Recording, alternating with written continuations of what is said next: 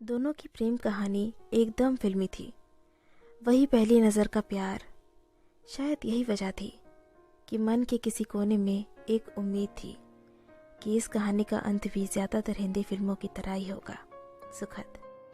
चंचल और शोभित ने प्यार करने से पहले कभी नहीं सोचा था, लेकिन एक बार प्यार हो जाने के बाद दोनों बहते पानी की तरह आगे निकलते गए। शोभित ने जल्दी ही शादी करने के इरादे से MBA के ऐसे इंस्टीट्यूट में एडमिशन ले लिया जो नौकरी दिलाने का वादा करता हो। शोभित हड़बड़ी में इसलिए भी था क्योंकि चंचल के घरवाले लड़का तलाश रहे थे। किस्मत और मेहनत रंग ला रही थी। बड़े MBA कॉलेज में दाखिला मिलते ही दोनों के मुरझाते मन में पानी की छींटें पड़ गई थी। दोनों को लगने लगा था कि सब कुछ एकदम ठीक हो जाएगा, लेकिन हिंदी फिल्मों की तर्ज पर नाटकीय मोड़ आना ही था। सो आया। कोर्स में दाखिला लेने के 1 महीने के भीतर ही चंचल की शादी तय हो गई।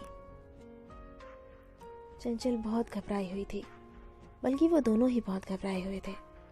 जी में आ रहा था कि फौरन भागकर शादी कर ले, लेकिन नौकरी नहीं थी और इसी वजह से दोनों के बढ़ते कदम ठिठर जाते थे। शोभित बार बार चंचल और खुद को समझाता रहा कि जो भी होगा अच्छा होगा। दोनों की बात भी हुई कि शादी की बात अपने अपने घरों में करें, लेकिन हर बार की कोशिश जाति, उम्र, हैसियत और बेरोजगारी जैसी वजहों की भेंट चढ़ जाती। वक्त बहुत तेजी से हाथ से निकल रहा था।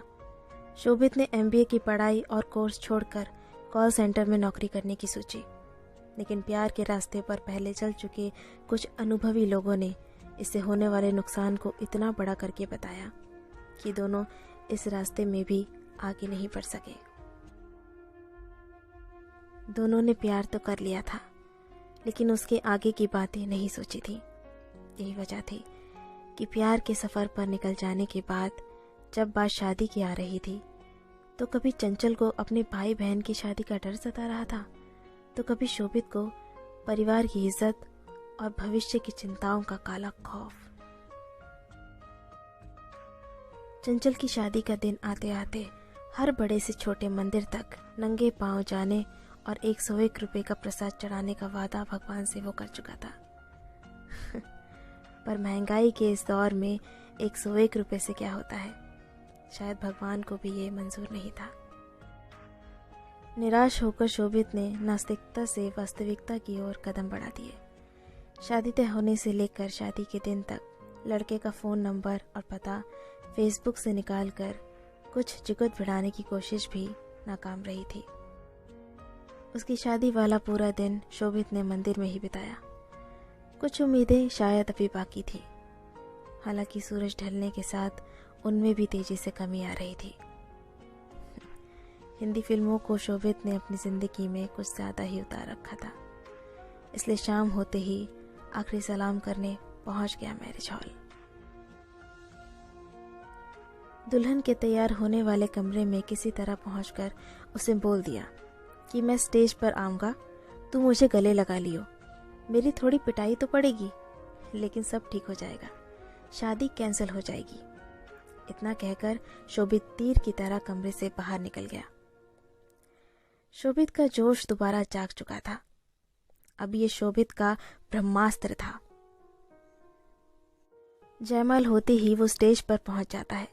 उसके मन में ब्रह्मास्त्र के चलने के बाद पिटने का डर तो था, पर साथ में सफलता की उम्मीद भी। स्टेज पर उसके करीब पहुंचा तो उम्मीद थी कि वो गले लगा लेगी। शोभित ने चुपके से इशारा भी किया, लेकिन उसके चेहरे पर कोई भाव नहीं था। पर कुछ मिनट रुकने के बाद फोटोग्राफर ने शोभित से कहा, भैया अब उतर भी जाओ। एक झटके में शोभित अपनी सपनीली फिल्मी दुनिया से हकीकत में आ चुका था। चंचल किसी और की जिंदगी बन चुकी थी। लौटने के बाद एक टक पत्थर सी आंख लिए शोभित रियल लाइफ से निकलकर अपनी जिंदगी की फिल्म को रिवाइंड होते हुए देख रहा था। बस शोभित का साथ देने के लिए चंचल नहीं, उसके नमकीन मैले आंसू और यादें साथ थीं।